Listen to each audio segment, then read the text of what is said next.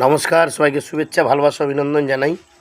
আজকে যে বিষয়টা নিয়ে আপনাদের সাথে আলোচনা করব সেটা হচ্ছে আমাদের মা, জেঠিমা, কাকিমা, বোনেদের এবং যে সমস্ত মেয়েদের ঋতুস্রাব অর্থাৎ সাদা স্রাব নিয়ে যারা ভুগছেন, যারা এটাকে নিয়ে খুব চিন্তায় আছেন, তাদের উদ্দেশ্যে বলবো যে কোনো দিন সকালে জগডম্বুর গাছ বা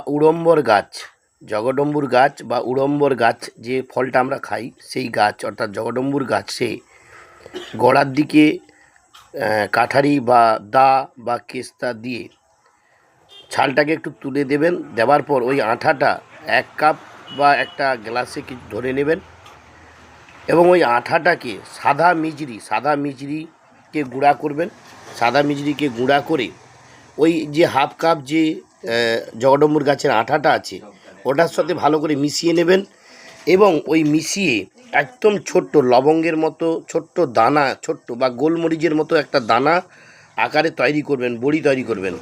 রোজ সকালে খালি পেটে, বিকালে খালি পেটে একটি করে আহার করুন। দেখবেন সাদা স্রাব থেকে আপনি অনেকটাই মুক্তি পাবেন এবং আরাম পাবেন। ভিডিওটি ভালো লাগলে লাইক, শেয়ার, সাবস্ক্রাইব করতে ভুলবেন না। নমস্কার, সবাই ভালো থাকুন, সুস্থ থাকুন।